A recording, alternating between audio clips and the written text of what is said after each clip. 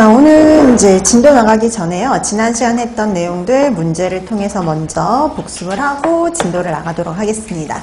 자, 문제들은 한 번씩 다 풀어보셨죠? 문제 한번 볼게요. 자, 빈칸 채우기 붙어 있는데요. 1번부터 보시면 박테리오파지 증식 곡선은 그랬네요. 자, 박테리오파지 증식 곡선이 1단 증식 곡선이었죠. 그 다음에 세균의 증식 곡선은 시그모이드 커브였습니다. S자형의 유형을 띠고 있었죠. 시그모이드 커브. 그 다음에 2번 외부 환경이 성장이나 증식에 열악할 때 만들어내는 일종의 저항체를 가지고 우리가 뭐라 그러냐면 포자라고 얘기를 했었죠. 그 다음에 이런 포자를 만들어낼 수 있는 균은요, 우리가 배운 것 중에 딱 두 가지였어요. 하나는 뭐였냐면 클로스트리디움 속, 또 하나는 바실러스 속이었죠. 그 다음에 3번 대표적인 저온세균으로 냉장고에 보관 중인 식품의 단백질이나 지방을 분해해서 식품을 부패시키는 균, 그러면은 슈도모나스가 들어가면 되겠죠. 그 다음에 4번 그람 양성균으로 내열성 포자를 형성을 하며, 그람 양성인데요, 내열성 포자를 형성을 한다라고 하면은요, 답은 둘 중에 하나예요. 바실러스 아니면 클로스트리디움이고요. 그 중에 자연계에 널리 분포되어 있어서 식품 오염의 주역이 된다라고 하면 바실러스가 돼야 되겠죠.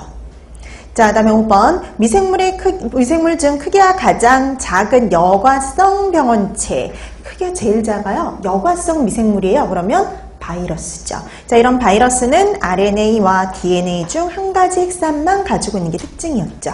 그 다음에 6번 그람 음성의 간균인데요. 뭐 대다수가 그람 음성 간균이었어요. 근데 장내 세균으로 이질의 원인균이 된다라고 하면 하나밖에 없죠. 시겔라입니다. 그 다음에 7번 누룩곰팡이로 된장, 간장, 청주 제조에도 이용이 되며 곰팡이 독소인 아플라톡신도 생산하는 거, 아스퍼길러스 속이었죠.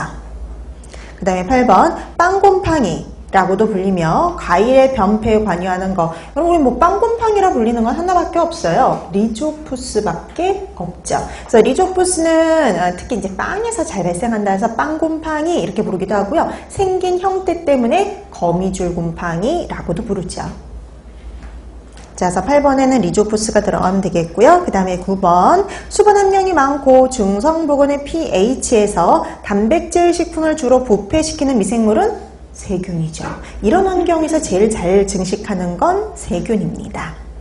그 다음에 10번 내열성 포자를 형성하는 내열성 포자. 그럼 내열성 포자를 형성한다 그러면 답은 바실러스 아니면은요 클로스트리디움인데 그 중에 편성 현기성이다 라는 게 붙으면은 클로스트리디움이 들어가면 되죠.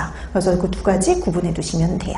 그래서 바실러스도 내열성 포자를 만들지만 호기성 내지는 통성 현기성 균이었죠. 근데 클로스트리디움은 편성 현기성입니다. 자, 그 다음에 11번 대기압보다 낮은 산소 분압에서 잘 생육하는 균은 미호기성 균인데요. 가장 대표적인 게 캠필로박터였죠.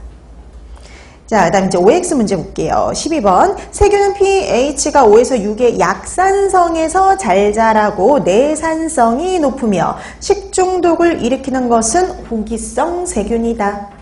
X죠. 다 틀렸어요. 맞는 게 하나도 없어요. 세균은요, 중성의 pH를 좋아하고요. 내산성, 산성에 견디는 정도가 약해요. 그죠? 산에 가장 취약한 게 바로 세균이었죠. 그 다음에 식중독을 일으키는 거에는 호기성, 통성현기성, 편성현기성 모두 있습니다. 미호기성도 있죠, 심지어.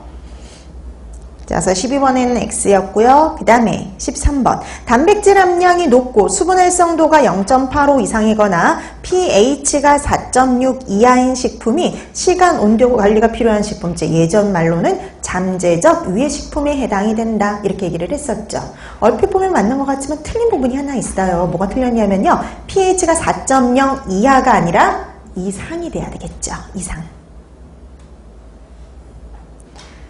그 다음에 여러분 수분 활성도는 0.85로 나올 수도 있고 0.90으로 나올 수도 있다라고 그때 말씀을 드렸었죠.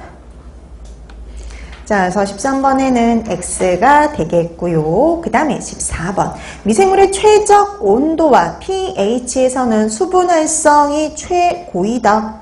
최적이면은요, 최적 상태, 그러니까 수분 활성도를 빼고 나머지 온도나 pH가 내가 좋아하는 상황이에요. 그러면 수분 활성도가 좀 낮아도 생육이 어때요? 가능해요. 그래서 최적일 때, 최적 온도, 최적 pH에서는요, 수분 활성도가 최저를 찍을 수 있어요. 그래서 최저, 아주 낮은 데에서도 생육이 가능합니다.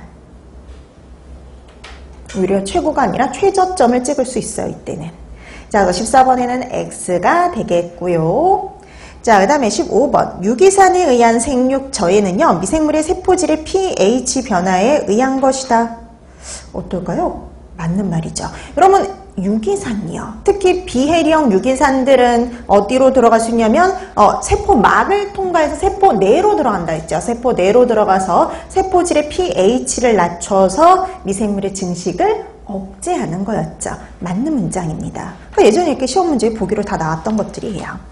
자, 그래서 15번에는 5가 되겠고요. 그 다음에 16번. 미생물이 이용 가능한 수분의 비율을 우리가 수분 활성도로 표시하는데, 수분 활성도가 높을수록 미생물이 잘 증식하기 때문에요. 수분 활성도가 1.0일 때가 가장 최적 성장률을 보인다. X라 그랬죠. 우리가 보면은 뭐 0.998, 0.99 뭐 이런 식으로도 가는데 절대 1.0에서는 최적이 되질 않아요. 왜냐면 그 1.0은 순수 물이거든요. 영양분이 없어요. 그래서 1.0에서 최적을 보이지 않습니다. 자, 16번에는 X가 되겠고요. 그 다음에 17번. 미생물의 생육은 외부의 pH가 높은 상황에서 효율적인 생육 저해 효과가 있다. 맞는 말일까요? 틀린 말일까요? X죠. 자, 우리가 보통 pH가 뭐일 때 생육 저해 효과가 컸어요? 산성일 때. 그쵸? 우리가 산성일 때 그렇잖아요. 산성이라는, pH가 산성이라는 것은 pH가 낮다라는 거였죠. 그래서 pH가 낮다.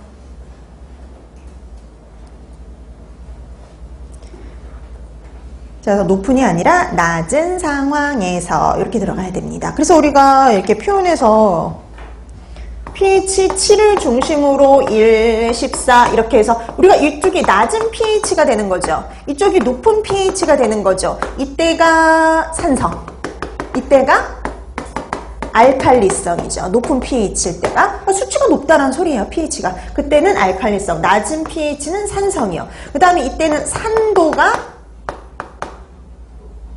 크다라고 해요? 아니면 작다라고 해요? 그렇죠. 산도가 크다. 산성도가 크다. 네, 그래서 산도가 크기 때문에 수소이온을 많이 갖고 있기 때문에 pH가 산성이라는 의미여서 같은 의미 알아두셔야 되죠.